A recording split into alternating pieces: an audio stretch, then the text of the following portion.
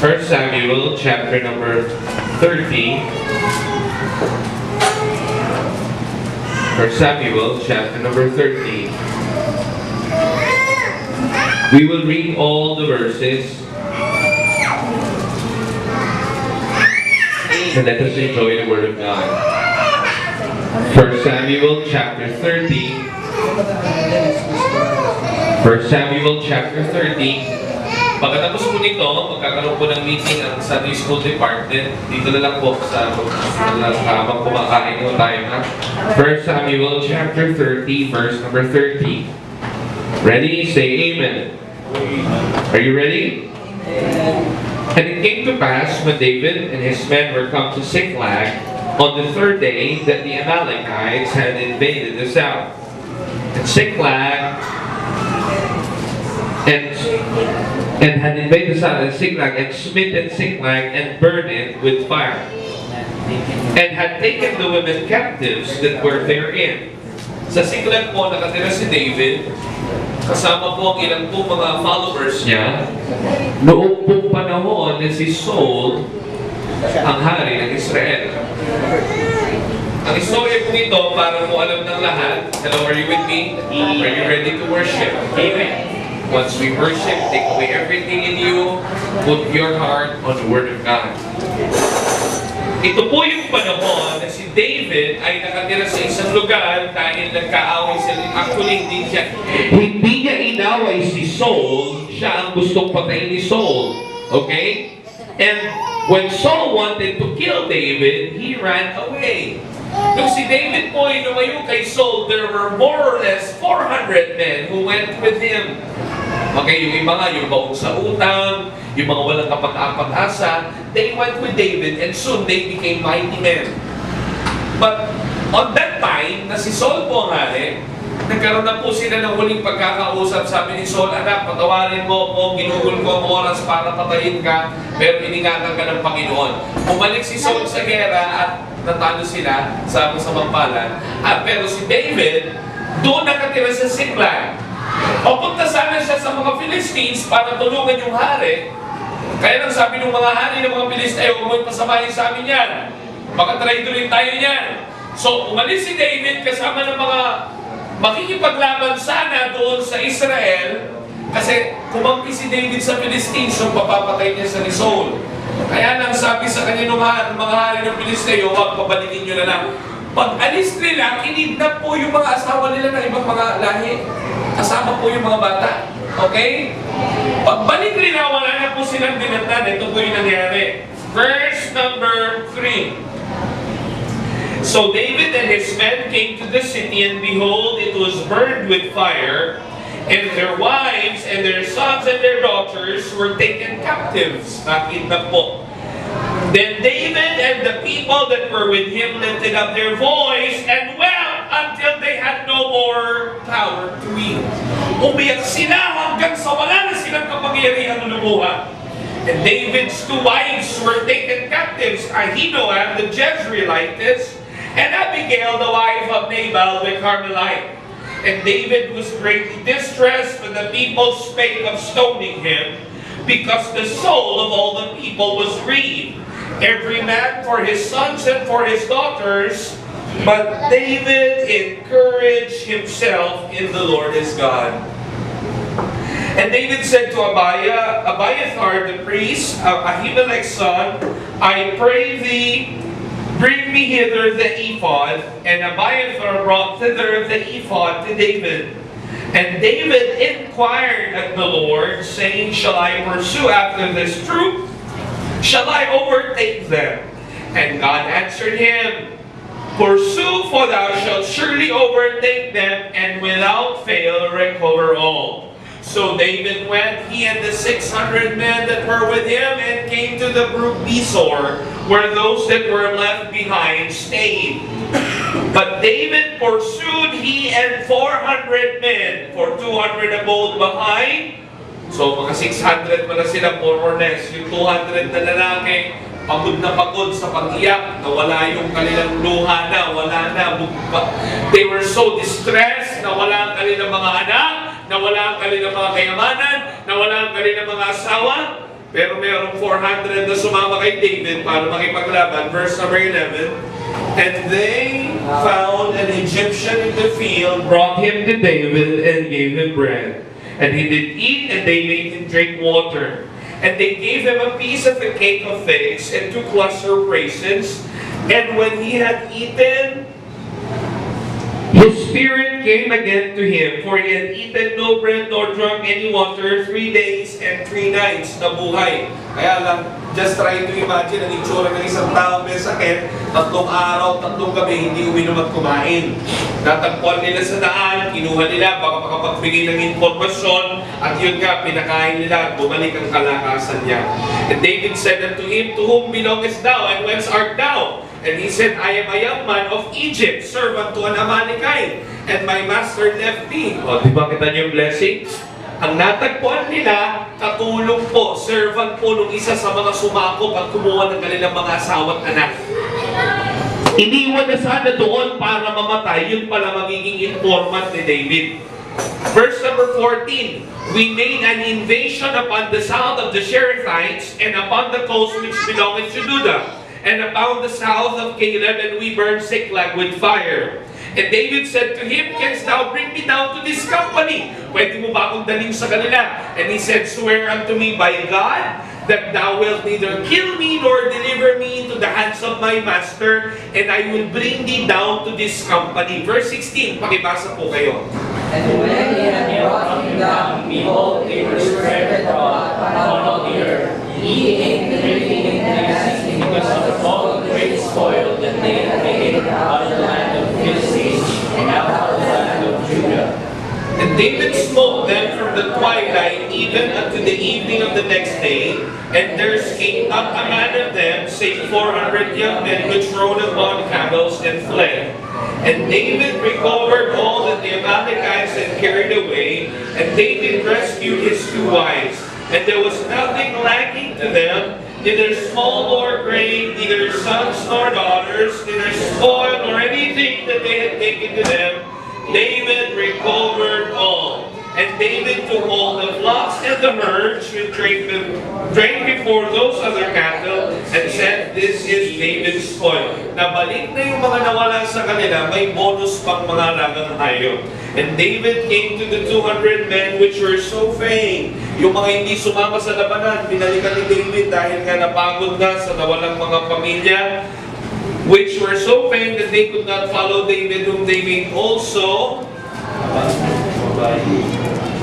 to abide at the brook Besor, and they went forth to meet David, and to meet the people that were with him. And when David came near to the people, he saluted them.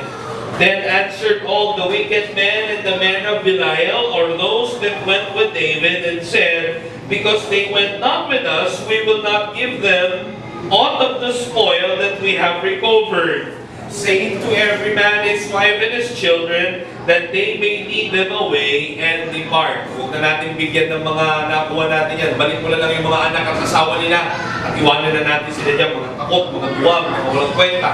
Hindi po ganun ang ginawa ni David.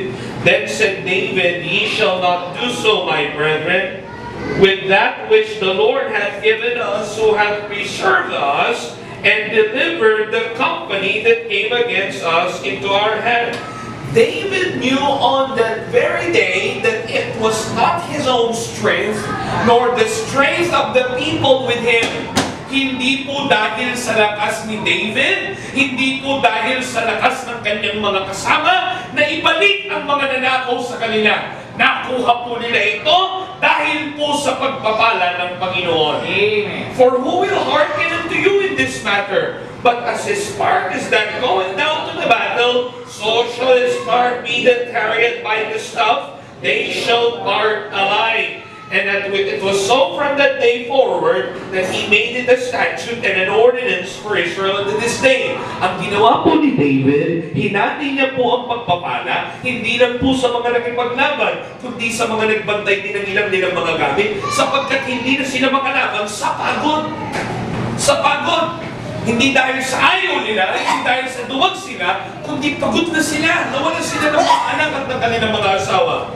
Verse number 26. Ready, read. And David came to Ziklag, he sent the spoil to the elders of Judah, even to his friends, saying, Behold, present for you the spoil for the enemies of the Lord. To them which were in Bethel, and to them which were in South Ramoth, and to them which were in Jeter, and to them which were in Aroer, ang dami pa nilang nakuha kayamanan, ano? And to them which were in Sipmon, and to them which were in Stemoa, and to them which were in Ragal, and to them which were in the cities of Jerahmeelites, and to them which were in the cities of the Kenites, and to them which were in Hormon, to them which were in Korashan, to them which were in Atak. Ito po yung mga lugar na tinirahan ni David habang hinahabol po siya ni Saul. He was from Jerusalem, but when King Saul was finding him to kill him, ito po yung mga tinaguan niya, ito po yung mga tinirahan niya. Nung nakakuha siya ng kayamanan, ibinigyan naman ako. Dahil ako, iningatan ninyo, nakatira ko sa inyo, o eto, mga napanalunan namin sa gera, kaya binigyan niya ito isa-isa. Verse number 31, And to them which were in Hebron and to all places where David himself and his men were wont to haunt. Ayan. Nung hinahabol sila, nung sila ay nakatira, nagtatago kay Saul, dito ho sila tumira at binigay niya po yung mga kayamanan. Facing the unexpected. On 1 Samuel chapter 30, a tragic event happened in David's life. He did not expect it. It was not on his dreams. David was a faithful man of God. Siya po'y masunurin sa Panginoon. Bakit nangyari ang ganitong klaseng masamang pangyayari? He was obedient to the Lord, but why did it happen? Why misfortunes come to those who faithfully serve God? A question that is so hard to be answered, especially those who are the ones experiencing it. Isang katanungan na mahirap sagutin, lalo na po ng mga taong nakaranas nito. Nagtapat ka naman, nagpray ka naman, nagbasa ka naman ng Bible, pero bakit parang ganito ang nangyayari? Bakit parang unti-unting sumasama at hindi umaayon sa plano mo mga pangyayari? Anong gagawin mo? Lalayuan mo ba ang Diyos? Titigil ka na ba sa pagtatapat? Manghihina ka ba? Tatanggalin mo ba ang sarili mong buhay? Ikaw ba ay magpapatuloy? Ilang mga katanungan na pwede pong pumasok sa isip ng mga taong kahit sila'y nagtatapat, tumadating po ang mga bagay na hindi nila inaasahan. But no matter how much we wouldn't want to happen, but no matter how much we would not want it to happen, no matter how much we prevent trials and terrible things to come, the Word of God is clear. It will happen somehow. Kahit ayaw mo ng pangit na pangyayari sa buhay, kahit ayaw mo problema, kahit pinagplanuhan mo naman ng maayos, pagkatapos nung dumating yung pangyayari, taliwas sa iyong mga plinano. Malinaw po ang salita ng Diyos na kahit ang pinakamatinong hari nakaranas ng ganitong mga pangyayari sa buhay. There were certain faithful men in the Bible who experienced unexpected problems in their lives. Hello? There are certain people in the Bible who endured unexpected things in life. So what to do? You might not expect the unexpected, but what to do in facing the unexpected? Ano ang dapat gawin ng isang mananampalataya pag dumating na sa kanyang buhay ang hindi niya inaasahang pangyayari? Pag taliwas sa iyong mga plinano ang nangyari, pag nawalan ka ng malaking pera, pag ikaw ay nagkaroon ng karamdaman, pag ikaw ay nagkaroon ng matinding problema, anong gagawin natin? Paano ba hinarap ni David ang hindi inaasahang pangyayari? Paano siya nagpatuloy? Facing the unexpected. What was the unexpected event happened to him? He lost his wife. Wives pa nga. So, pwede ba na dalawang asawa? Kung hari ka ba? Hindi. Kung nasa Pilipinas ka, sabi po sa batas natin, yan po ay bigamy, yan po ay adultery, yan po ay illegal, yan po ay wala sa batas, huwag kang magpakahari. Are you with me? Hello? He lost his family. And moreover, the greater problem was this. The people whom he helped The people whom he leads wanted to kill him. Yung mga taong sumusunod sa kanya, yung mga taong tinuruan niya, yung mga taong sumasama sa kanya, yun na yung mga taong gusto siyang patayin. It happens. It happens. The people sometimes whom you cared for will be the people that will be against you. What will you do when things go out of your plan? Out from your plan? What will you do when people turn you aside? What will you do when people leave you? Ano ang gagawin mo na yung mga inaasahan mong mamahalin ka, tatablahin ka? At kay David, they wanted to kill him. Gusto pa siyang patayin ng mga taong ito. Paano ito hinarap ni David? At paano niya ito napagtagumpayan? 3 things that David did that we should do In facing the unexpected. in facing the unexpected. Number one, the encouragement from the Lord. The encouragement from the Lord. Verse number 6. 1 Samuel chapter 30, verse number 6. Ang sabi po ng Bible, Are you ready? Ready, go. And David was greatly distressed, for the people spake of stoning him, because the soul of all the people was grieved, every man for his sons and for his daughters. But David encouraged himself in the Lord his God. faith will be much important when things come unexpectedly. Napakahalaga ng pananampalataya pag dumating na mga pangyayaring hindi natin inaasahan. The Bible tells us he wept, but he waited on the Lord. Hindi masama ang umiyak, hindi masama ang malungkot, hindi masama ang masaktan, pero gano'ng magkasakit, gano'ng magkalungkot ang kanyang naranasan, natuto niya po na maghintay sa Panginoon, natuto niya po na maghintay sa pagpapala ng Panginoon. In-encourage niya ang sarili niya sa Diyos. Amen. One of the greatest need of a child of God when things go on unexpectedly is He has faith to wait. He has faith to wait. Sometimes, pag may dumating pong pangit sa pangyayari sa ating buhay, we want to finish it overnight. Hello? Kasama ko po ba kayo? Amen. gusto po nating matapos kagad kinabukasan. Gusto kagad nating mabago ang lahat. Kaya dumidiskarte ang maraming tao at instead of changing the problem, instead of solving the problem, you add another problem. You add another problem. I felt that. I experienced that. There is a tendency for every one of us Na pag dumating ang problema, dahil hindi ka na makapaghintay, dahil apurado ka na, hindi ka na mag-aantay sa Panginoon, gagawa ka ng panibagong problema. At sa pagsarili mong diskarte para masolve ang isang problema, dalawa na ang problema mo. gusto mo ulit masolve, tinatlo mo na ang problema mo hanggang sa baong ka na sa problema. David did not do it. When that happened, He waited on God. He waited on God. He waited on God. now of course, trying to be wise and knowing the Bible, magkaiba rin naman yung hinihintay mo Panginoon tsaka ayaw mo naman kumilos. Siyempre, pag may problema, kikilos ka. Siyempre, pag may problema, tatayo ka, titindig ka, harapin mo. Pero bago mo panindigan, bago mo kumuha ng diskarte, at ano mo maisip mo sa buhay, isipin mo yung ginawa ni David. In the times that when he was so discouraged, don't act first. Encourage yourself first in the Lord your God. Amen. He first encouraged himself. Alam niya na pag kumilos kagad siya, na masyado siyang discouraged, mahihirapan siya. Pag kumilos kagad siya, na sama ng loob ang nasa kanya, mahihirapan siya. Kaya kailangan niya munang bumalik sa Panginoon at humingi ng lakas.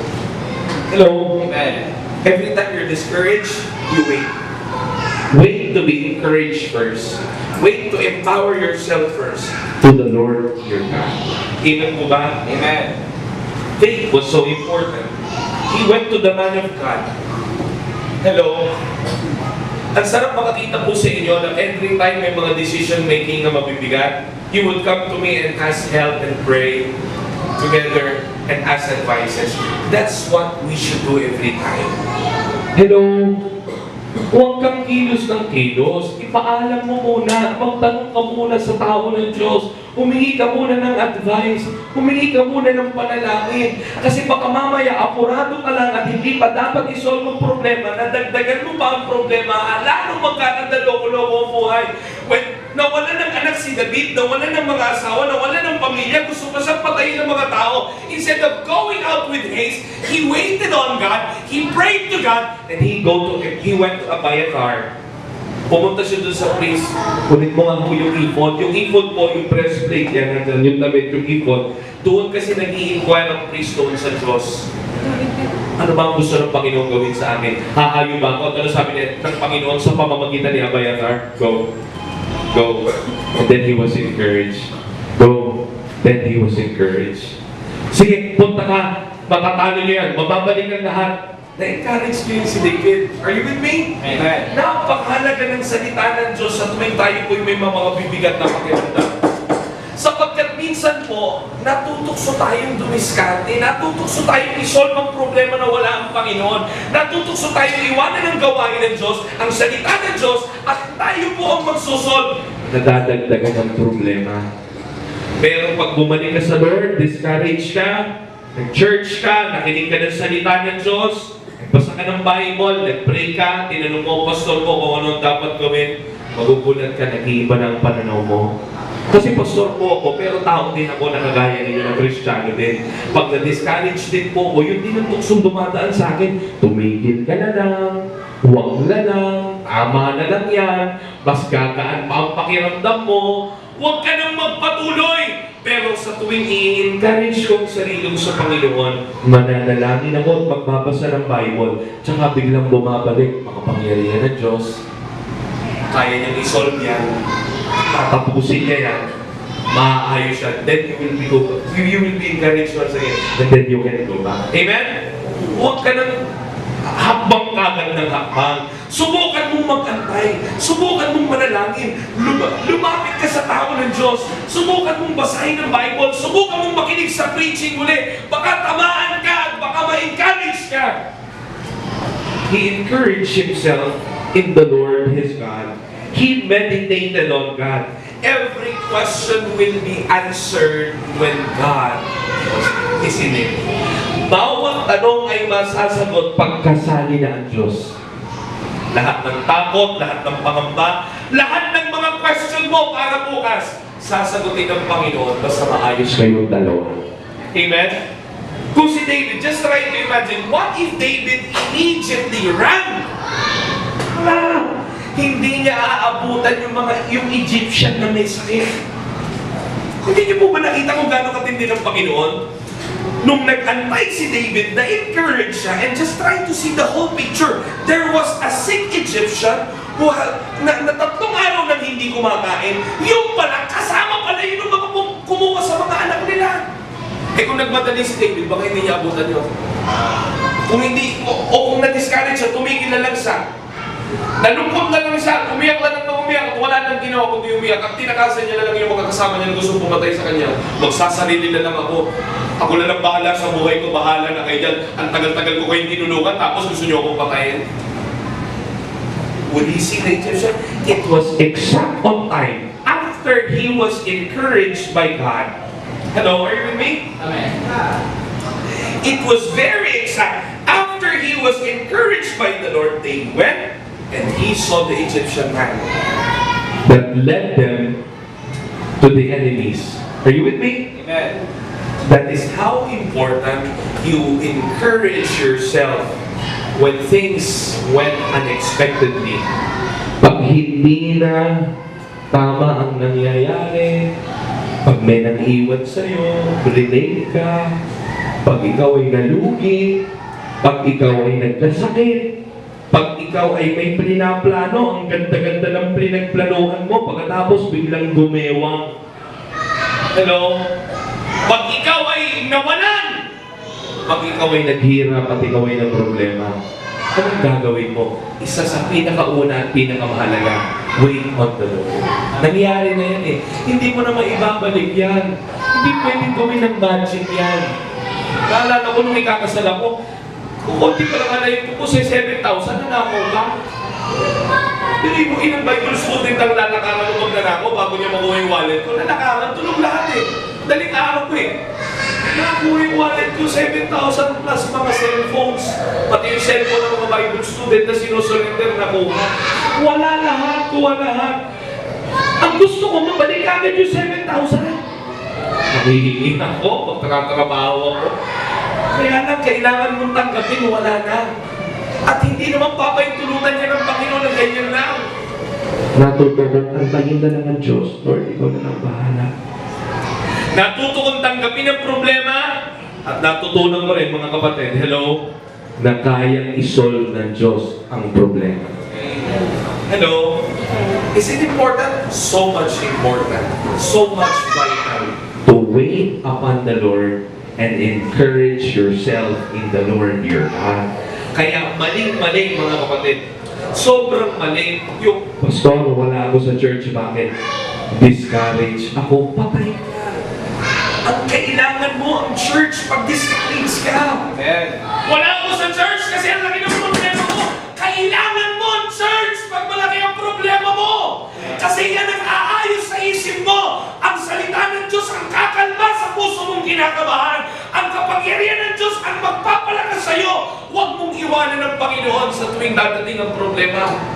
Yan ang pinakamatinding kailangan mo. Yan ang aayos sa isip mo. Yan ang magsasabi sa iyo, hindi pa tapos ang lahat. Makapangyarihan ng Diyos na pinaglilingkuran mo. Yan ang magsasabi sa iyo, walang maliit na hindi niya kaya isolve. Amen. Those are the things that encouraged me. I wanted to quit. When I wanted to stop. When I wanted to just, stop preaching. I remembered that God encouraged me by His words. Amen. Napakahalaga. Napakahalaga ng church. Napakahalaga ng man of God. Napakahalaga ng word of God. Napakahalaga ng work of God. Pag tayo po'y humaharap sa mga hindi inaasahang pangyayari. Itong magpapalakas sa atin. Itong magpapalik sa atin sa katinuan at magsasabi, hindi pa tapos ang laban. Hindi pa tapos ang laban. Ang Panginoon kasama ko pa. Amen? Hello? Amen. He meditated on God. He asked the man of God. He prayed to God. He wept, but he waited on the Lord. He encouraged himself in the Lord his God. And every problems, every loneliness and doubts were taken away. And here is David. Here was David. So much encouraged despite of the problem. You can see him now standing with the men, ready to fight the battle. Eh kung sariling lakas, wala hapong-hapo siya. Pagod na pagod siya. Eh kung tumigil na lang siya. Eh kung ayaw niya na lang. Kung umiyak na lang siya. Kung ayaw ko na mag-lead. Ayaw ko na maghari. Hindi. Naalala niya, tinawag siyang maghari ng Panginoon. Kaya ito, itutuloy niya. In-encourage niya muna ang sarili niya sa Diyos. Amen? Very vital. Number one is very vital. Number two. Endurance. Endurance. When you get number one, you need to get number two. Na-encourage ka na, pagpatuloy ka na. Hello? Verse number 3 and verse number 6. 1 Samuel chapter 30, verse number 3. So David and his men came to the city, and behold, it was burned with fire, and their wives and their sons and their daughters were taken captives. Verse number 6. And David was greatly distressed, but the people spake. Can you imagine those two problems? Yung nakaranas mo ba kayo na gano'n? Ako nakaranas na ho eh. Yung may problema ka, gusto mong masolve na nangyari, nadagdagan pa. That times 2 pa. Ang problema niya, nawala na siya ng pamilya at ari-arihan. So yun na lang sana ang isosolve niya. Nagkaroon pa siya ng pangalawang problema, gusto siyang patayin ng mga kasamahan niya. Ito pong mga kasamahan niya, para po alam ninyo, ito po yung mga walang pag-asa sa buhay noon. Tinulungan niya, nagkapag-asa. Pagkatapos sila rin mismo yung gustong pumatay sa kanya, try to imagine, they planned to stone him to death. Hindi mo ba napakalaking problema niyan? May problema ka ng malaki, nadagdagan pa. Wala ka nakapapayad sa kanto, wala ka papapayad sa tubig. Wala ka pabili ng ulam. Kahapon mga kapatid, pagtising ko, alas 8 na dahil nagaling kami sa biyahe. Ang pagdilat ng mga tako, wala kaming pagkain sa bahay. Benching ko na lang mga pera namin. Sabi ko, paano tayo makain dito? May nagpadala na kami ng maliit. Kaya lang pambayad din sana sa mga hinirap. Kaso sarado na ang pukunan ko eh. Sabi ko, paano tayo makain? Ay, may Sodexo. May Sodexo sa Bang ni Ma'am Kes. 300 pesos. Ang sarap patuloy ng pagkain namin. Yung wala ka ng problema. Problema ka naman, problema ka pa pala. Gutom ka pa, wala ka pa makain, mas wala ka pa pambayad, tapos eto pa yung nanilingin sa'yo. Puro na lang problema! Kaya encourage mo muna yung sarili mo sa Panginoon. Tapos ito yung pangalawa. Si David, napakatindi nun sa kanya, hindi na usapang pera ito. Buhay na ho ito. Papatayin mo siya. Pero ginawa niya, nag-endure siya doon. Nagpatuloy siya. Yan ang isang kailangan natin ng mga mananampalataya. Pag binubugbog na tayo, binabanggo na tayo ng problema, huwag mong takbuhan, nandiyan ka na rin naman, nasaktan ka na, di harapin mo na. At antayin mo na ang Panginoon kumilos sa'yo. Are you with me? Amen. And here, we need more faith and strength. Always remember that in our weakest times, we will be strongest because of the strength of the Lord. Again, may I repeat, don't you ever forget that in your weakest time, you can be the strongest because of the strength of the Lord. Don't, please, and please. This is how Satan works. He will put you to your weakest and want you to stop. But why don't you realize that when you are at your weakest point, then you would be encouraged once again. Sinabi ni Paul, in my weakness, His strength is perfect. Kaya pag natutokso ka na, pagod na ako, ayoko na, hindi. Pag pagod ka na, Lord, sakto ha.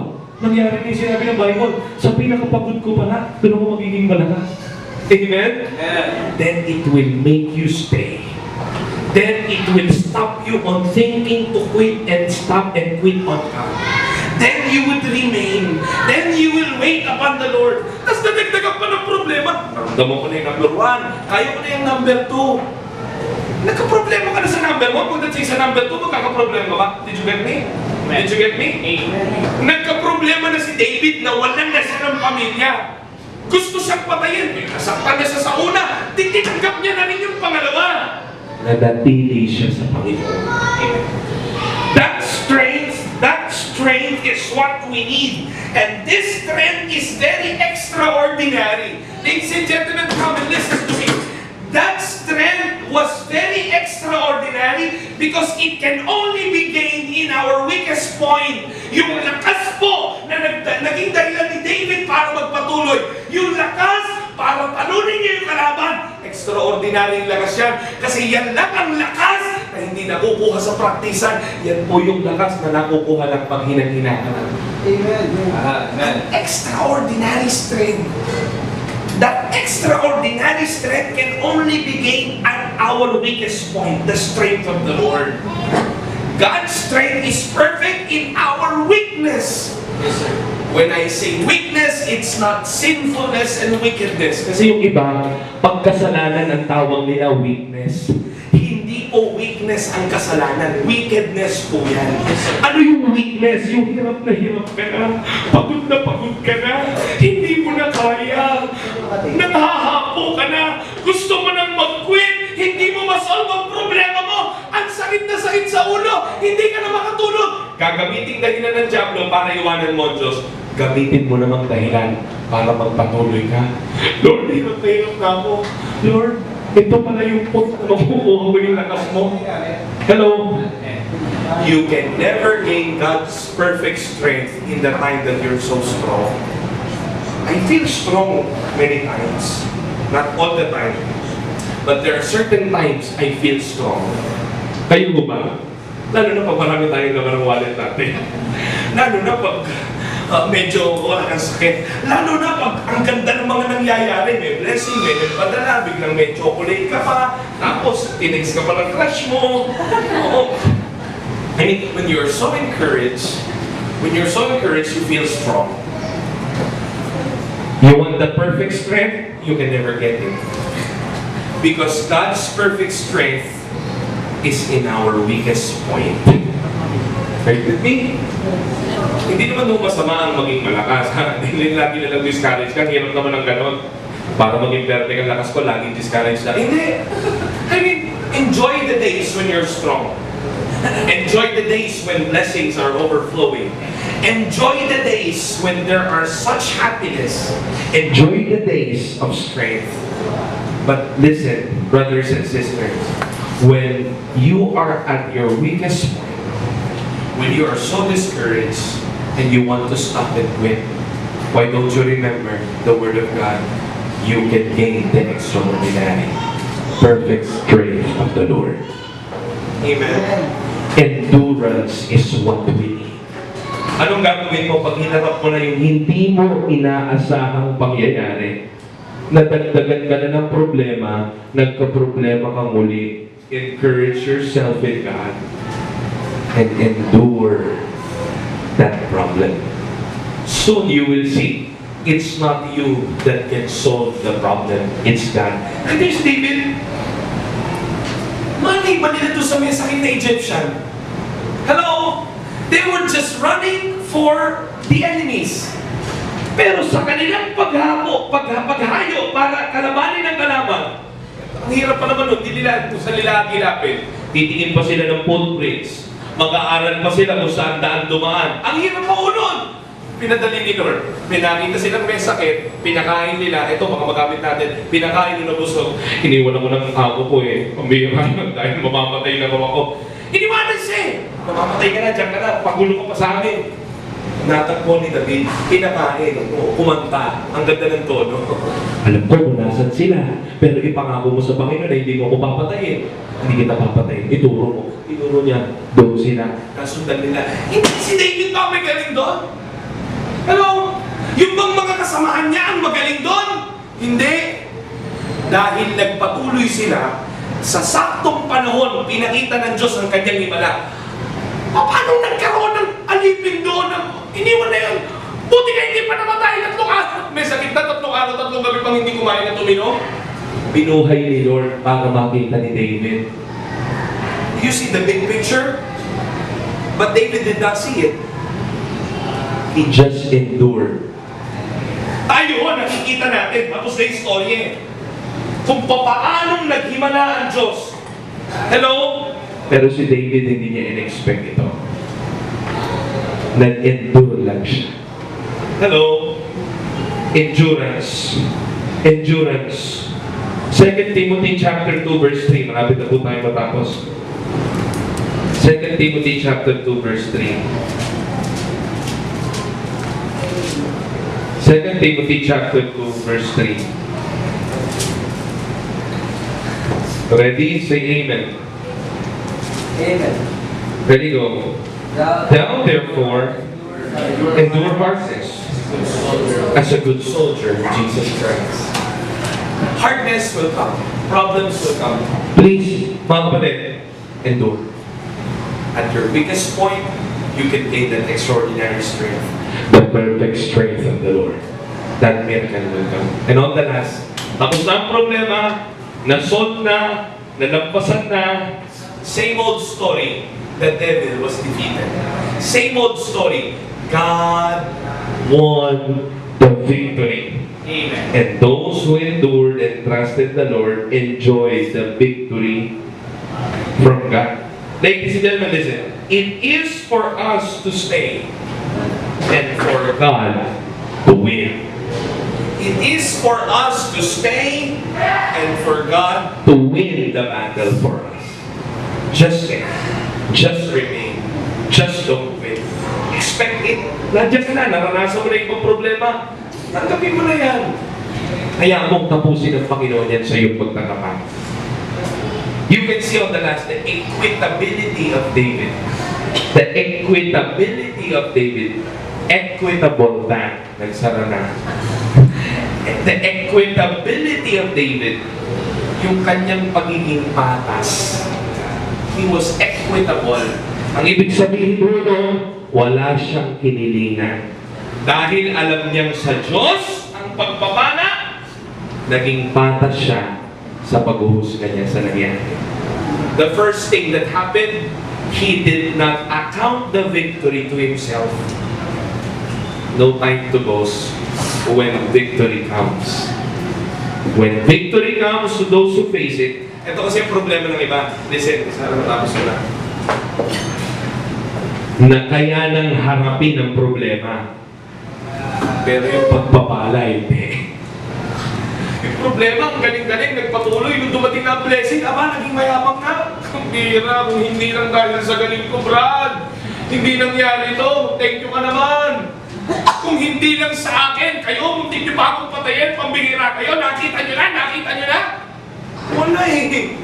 The first thing that happened, David passed the problem and David passed the success. Yun ang problema. There are so many of us now that can handle problems but not successes. Hello? Kaya na i-handle ng tagputom, pero yung panahon ng kasaganahan, hindi na-handle ng maayos, tsaka iniwanan ng Panginoon. Tsaka nilayuan ng Diyos. Tsaka nawala sa gawain. Tsaka nawala sa pananampalataya at sa pagiging matapat. Salamat. Sana alam nyo na. Kasi when you face problem, not just to be ready of the problem, you be ready of the success. Ha? Hindi na mo dapat handa tayong harapin ng problema. Pagtapos ng problema, baka mawala ka sa wisyo, lumaki mo, lumang sumabog, at sabihin mong galing ko. Wow! Tapos ang problema, panahon na para magsaya. Forget mo na ang problema. Hello? No. David learned to face problems and also success from God. He immediately realized it was not his own strength. Wala siyang in-account para sa sarili. Sabi niya nga, ang Panginoon nagbigay sa atin ng tagumpay. Kaya nga yung iba nakita niyo iba, they cannot handle success. They cannot handle success. Sabi nila, ayun ako, yung mga hindi sumama sa atin, bigyan nyo na lang yung asawa at anak nila, uwi nyo na yan. Bakit sila kahati dito? Pinaghirapan natin to. Nawala sa sarili nila na kung hindi dahil doon sa Egyptian na may sakit, hindi nila makikita yung mga kalaban. Nagisip mo mga kapatid, there were certain sons of Belial, yung mga masasamang tao na kasama ni David, may masamang ugali. They can handle the problem, but they cannot handle success. But here, David, a man who endured problems, was also a man who endured the temptations to boast and to be proud of himself. He was equitable. Alam niya, hindi tayo, anong sasabihin? Yung mga nag-antay dito, tsaka tayo parehas ang kapihan. Sabi ng mga kasabay, bakit gano'n? Hindi kasi kayo malakas. Kung hindi sa ating iniwanan ng Panginoon yung hirap na hirap. Alam niyo yung story ni Joseph? Diba? It was humanly fair for him to kill his brethren. Pwede niyang ipapatay yung mga kapatid niya kasi binugbog siya. Pero on the other hand, ang sabi niya, kaya pala ako nito ganito, hinayaan ng Panginoon para ako magpalaya sa Israel. Just try to imagine the mind of a successful man. He endured problems, but he endured the temptations when blessings come. Try to learn that equitability. Knowing that every trials that have been overcome, it is just because of the grace of God. Yan yung sinabi ni Paul, I am that I am because of the grace of God. You are now enjoying the blessing because of the grace of God. Because of the grace of God. Anong ginawa niya? Character is important. Character is so important. And gratitude is so important. Giving back the things to God, pero pag binasa niyo po yung mga katapusan, binalikan niya yung mga taong naging blessing sa Kanya. Yung mga lugar na nagpatira sa Kanya. At pati yung mga hindi sumama dahil sa sobrang hapo, nabigyan ng pagpapala. Kasi na-realize niya, wala namang lahat ng ito, kundi ang Panginoon naghimala. Nakakita sila na hindi naman nila hinahanap na Egyptian, tinuro ang lugar ng mga kalaban at natalo niya ang mga kalaban na doon pati ang mga ari-arian ng kayamanan. Walang nawala kahit isa.